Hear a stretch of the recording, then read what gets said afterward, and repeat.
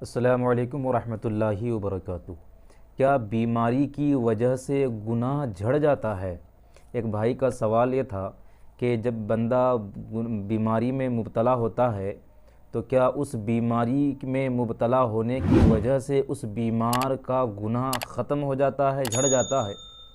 تو جواب یہ ہے کہ جی ہاں، جب کوئی بیماری میں مبتلا ہوتا ہے تو اس بیماری کی وجہ سے وہ مریض گناہ سے اس کے گناہ جھڑ جاتے ہیں۔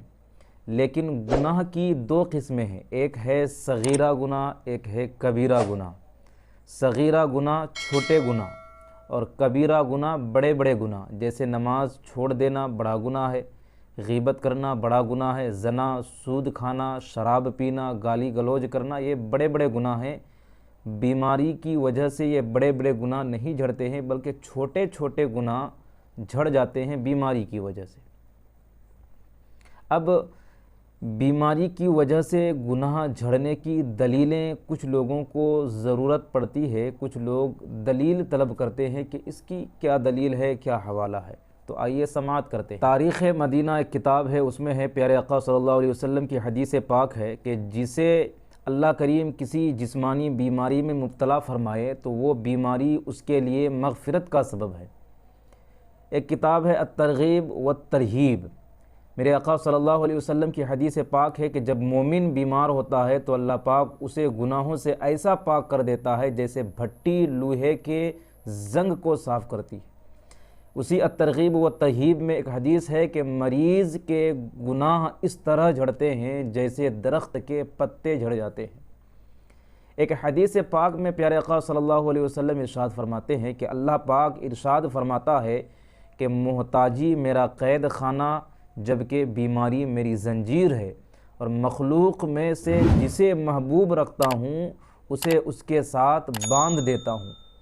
یہ بیماری کے فائدے صفحہ نمبر 30 میں موجود ہے۔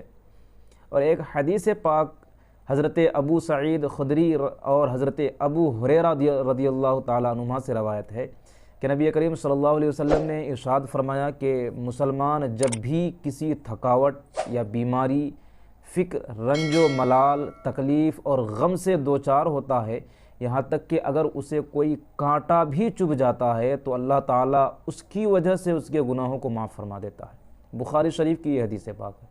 حضرت عائشہ رضی اللہ عنہا فرماتی ہے کہ میں نے رسول اللہ صلی اللہ علیہ وسلم کو یہ ارشاد فرماتے ہوئے سنا کہ جب کسی مسلمان کو کانٹا چبھتا ہے یا اس سے بھی کوئی کم تکلیف پہنچتی ہے، کانٹا چبھنے سے بھی جو تکلیف ہوتی ہے اس سے بھی اگر کسی کو کم تکلیف پہنچے تو اس کے بدلے اللہ تعالیٰ کی طرف سے اس کے لیے ایک درجہ نیکی لکھ دیا جاتا ہے اور اس کا ایک گناہ معاف کر دیا جاتا ہے۔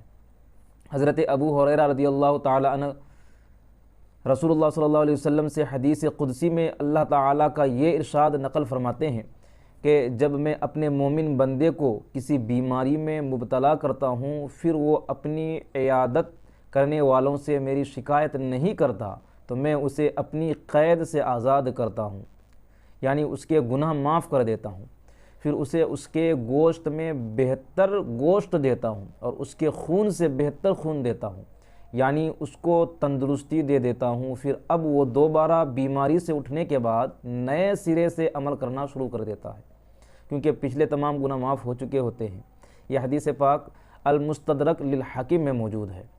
ایک اور حدیث پاک جو حضرت جابر بن عبداللہ رضی اللہ تعالی عنہما ارشاد فرماتے ہیں کہ رسول اللہ صلی اللہ علیہ وسلم نے ارشاد فرمایا کہ ام سائب یا ام مسیب کے گھر گئے، آپ صلی اللہ علیہ وسلم نے فرمایا اے ام صاحب یا ام مسیب تم کانپ کیوں رہی ہو؟ تو وہ کہنے لگی بخار کی وجہ سے، اللہ اس میں برکت نہ کرے۔ تو رسول خدا صلی اللہ علیہ وسلم نے فرمایا کہ بخار کو گالی مت دے، بلا شبہ بخار بنی آدم کے گناہوں کو اس طرح ختم کر دیتا ہے جس طرح بھٹی لوہے کے زنگ کو ختم کرتی ہے۔